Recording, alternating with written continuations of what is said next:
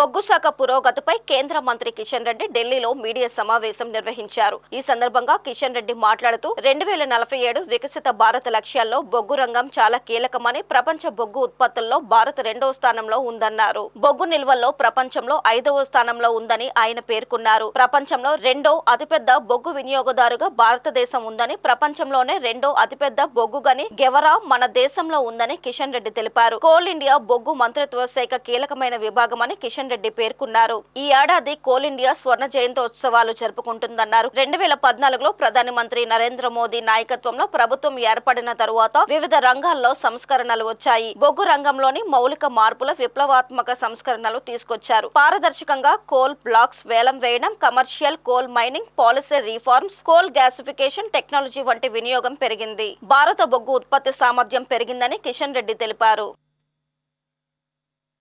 India development, देश विकसित होने में कोल सेक्टर एक क्रिटिकल पिलर है। विकसित भारत यात्रा जो 2047 का जो लक्ष्य है, उसमें कोल मिनिस्ट्री भी एक महत्वपूर्ण योगदान निभाने वाले हैं। भारत दुनिया की कोल प्रोडक्शन में दूसरे स्थान में है। भारत दुनिया की 5th लार्जेस्ट जियोलॉजिकल कोल रिजर्व्स भारत में है और भारत दुनिया की 2nd लार्जेस्ट कोल कंज्यूमर भी है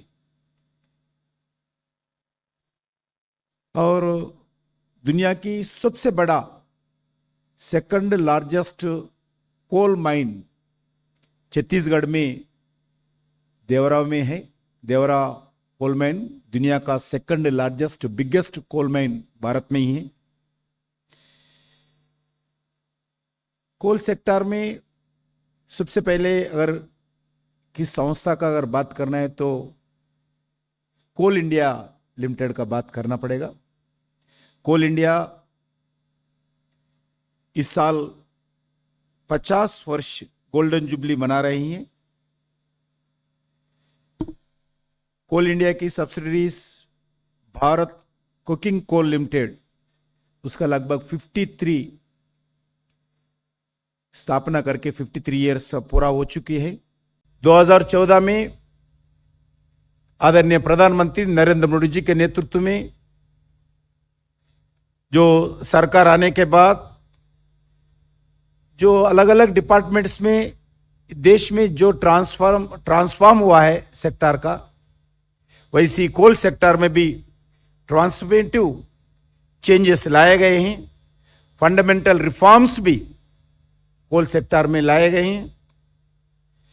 नॉमिनेशन बेसिस से, अलॉटमेंट बेसिस से जो कोल ब्लॉक्स देने का सिस्टम था उसको खत्म करके ट्रांसपेरेंसी के साथ कोल ब्लॉक्स का ऑक्शन करना और commercial coal mining policy reforms, coal gasification, sustainable practices को अपनाना जैसे प्रोग्रेसिव चेंजेस को कोल सेक्टर में लाए गए हैं।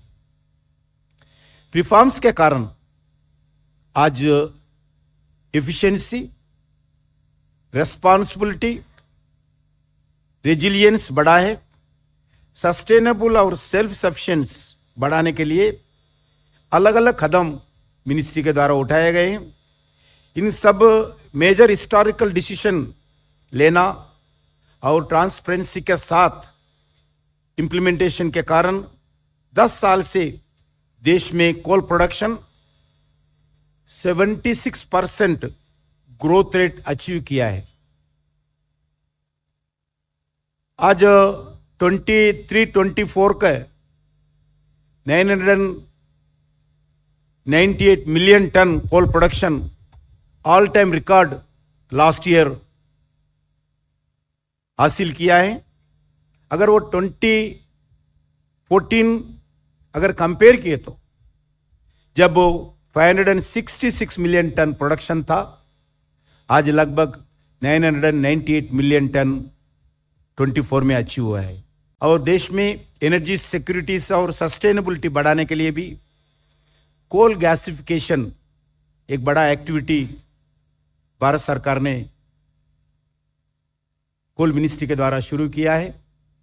इसके लिए भी हम 2030 तक 100 मिलियन टन्स का कोल गैसिफिकेशन का टारगेट आदरणीय प्रधानमंत्री जी ने दिया है। इसके लिए कार्बन एमिशन कम करना, क्लीनर कोल टेक्नोलॉजी को बढ़ावा देना, लो कार्बन इकोनॉमी दिशा में भारत को आगे बढ़ाने के लिए कोल गैसिफिकेशन एक बड़ा कदम है। इसके लिए recently 8,500 crore financial incentive scheme को भारत सरकार ने अप्रूवल दिया है। इस स्कीम के अंतर्गत हम कोल गैसिफिकेशन का काम बिल्कुल आगे दिन में बढ़ाने के लिए पूरा प्रयास करेंगे। इसके लिए पीएसयूज अलग अलग प्राइवेट सेक्टर में भी प्रोत्साहन करेंगे। इसके साथ साथ कोल मिनिस्ट्री हमारी सेंट्रल पब्लिक सेक्टर एंटरप्राइजेस के साथ डाइवर्सिफिकेशन को भी प्रमोट कर रही है। सिर्फ हम कोल के ऊपर डिपेंड नहीं है। जो अब नेट जीरो का सिस्टम आने वाला है, ग्रीन एनर्जी का डिमांड बढ़ रहे हैं, इसी दृष्टि में लगाते हुए कोल मिनिस्ट्री में हमारा पीएससीज के द्वारा डाइवर्सिफिकेशन का काम भी शुरुआत किया है। Pithead thermal power plants, solar power plants,